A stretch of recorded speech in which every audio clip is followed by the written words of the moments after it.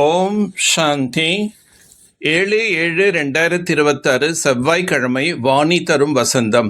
இனிமையான குழந்தைகளே, நம்முடைய பாபா நம்மை உலகின் எஜமானனாக ஆக்குவதற்காக வந்துள்ளார். நாம் அவர் முன்னால் அமர்ந்திருக்கின்றோம் என்ற போதை உங்களுக்கு இருக்க வேண்டும். நினைவில் இருப்பதற்கான முயற்சி செய்ய வேண்டும். ஏனென்றால் நினைவின் மூலம்தான் பழைய கணக்கு வழக்கு முடியும் என்பது தெரியும். ஒருவேளை ஆத்மா பழைய கணக்கு வழக்கு கர்ப்ப போகத்தை முடிக்கவில்லை என்றால் தண்டனை அனுபவிக்க வேண்டியிருக்கும். மேலும் பதவியும் கீழானதாக ஆகிவிடும். மறுபடியும் அப்படிப்பட்டதாகவே இருக்கும் என அவர்களுக்கு தெரியும். பாப் தாதா நேரில் வந்துள்ளார் என்பதை பார்க்கும்போது குழந்தைகளுக்கு எல்லையற்ற குஷியின் அளவு அதிகரிக்கின்றது. மேலும் 5000 வருடங்களுக்கு பிறகு மீண்டும் சிவபாபா பிரம்மாவின் உடலில் வந்துள்ளார் என்பதையும் குழந்தைகள் அறிவார்கள். சொர்க்கத்தின் எஜமானர்களாக ஆக்குவதற்காக தந்தை வந்துள்ளார். நம்மை தகுதி வாய்ந்தவர்களாக ஆக்கிக் கொண்டிருக்கின்றார் என அனைத்து குழந்தைகளும் அறிவார்கள். நம்மை தமோ பிரதானத்திலிருந்து சத்தோ பிரதானமாக ஆக்குவதற்கான யுக்திகளை மீண்டும் மீண்டும் சொல்லிக் கொண்டிருக்கின்றார். என்னுடைய ஸ்ரீமத் படி நீங்கள் நடக்க வேண்டும், வேறு யாருடைய வழியிலும் நடக்காதீர்கள் என்று இப்பொழுது தந்தை கூறுகின்றார். நீங்கள் எவ்வளவு துர்கதியை அடைந்து விட்டீர்கள் என்று தந்தை கூறுகின்றார். இது கொடுமையான நரகம். அனைவரும் துக்கம் மிக்கவர்களாக, நோயாளிகளாக உள்ளனர். அரை கல்பத்திற்கு பின் வரக்கூடியவர்கள் 84 பிறவிகள் எடுப்பதில்லை. இப்போது குழந்தைகளாகி நீங்கள் தந்தையின் மூலம் அழிவற்ற ஞான ரத்தனங்களால் புத்தி என்ற பையை நிரப்பிக் கொண்டிருக்கின்றீர்கள். ரத்தனங்கள் மிகவும் மதிப்பு வாய்ந்தவை. நாம் தூய்மை அடைந்தோம் என்றால் சொர்க்கத்தின் எஜமானர்கள் ஆவோம். சிவபாபா நம்மை கல் புத்தியிலிருந்து தங்க புத்தியாக, கல் போன்றவர்களை தங்கம் போல் ஆக்குவதற்காக வந்துள்ளார். அனைத்து தர்மங்களும் சத்தோ ரஜோ தமோவில் வரவே வேண்டும். இந்த சமயத்தில் ஆத்மாக்களாகி நீங்கள் தன்னுடைய நினைவு சின்னத்தையும் பார்த்து கொண்டிருக்கின்றீர்கள். உங்களை எவ்வளவு செல்வந்தராக சிவதந்தை ஆக்குகின்றார்.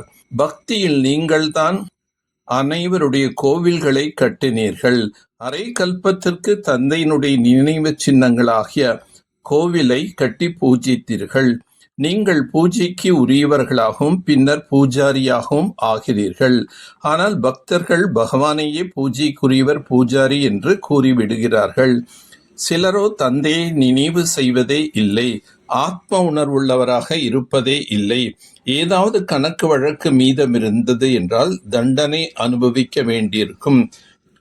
கர்மங்களின் விளைவை அனுபவித்து முடிக்க வேண்டும். பிறகு உயர்ந்த பதவியும் கிடைக்காது.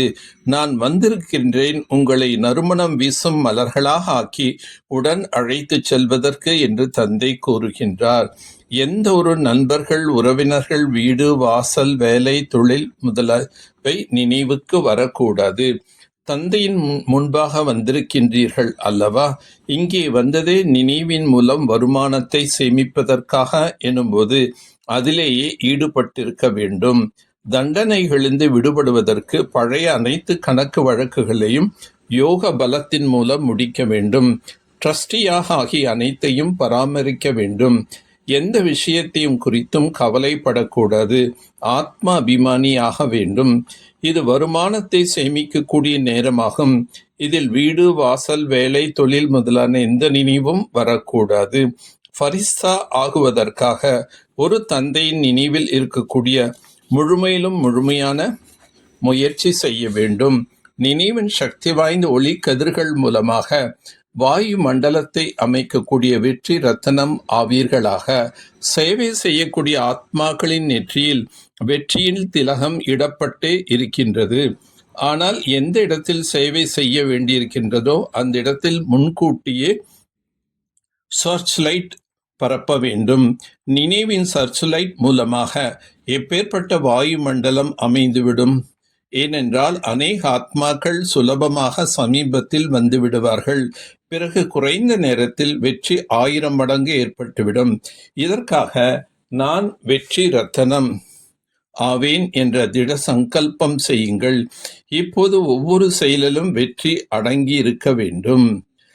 எந்த சேவை சுயத்தை அல்லது மற்றவர்கள் அமைதியை இழக்கச் செய்கிறதோ அது உண்மையில் சேவையல்ல, சுமையாகும். ஜுவாலா ரூபம் ஆக வேண்டுமென்றால் இப்பொழுது வீடு திரும்பி செல்ல வேண்டும் என்ற இதே ஈடுபாடு எப்பொழுதும் இருக்க வேண்டும். செல்ல வேண்டுமென்றால் உப்பராம் விடுபட்ட நிலை தனது நிராகார வீடு செல்ல வேண்டும் எனும் பொழுது அப்படியே நமது வேடத்தை அமைக்க வேண்டும். எனவே செல்ல வேண்டும் என்றால் அனைவரையும் திரும்பி கூட்டிச் செல்ல வேண்டும். இந்த நினைவு மூலமாக இயல்பாகவே சர்வ சம்பந்தங்கள் அனைத்து இயற்கையின் கவர்ச்சியிலிருந்து விடுபட்டவர்களாக, அதாவது சாட்சி ஆவதன் மூலமாக எளிதாக தந்தைக்கு சாத்தி துணையாளராக மற்றும் தந்தைக்கு சமமானவர்களாக ஆகிவிடுவீர்கள். நல்லது. ஓம் சாந்தி, ஓம் சாந்தி, ஓம் சாந்தி.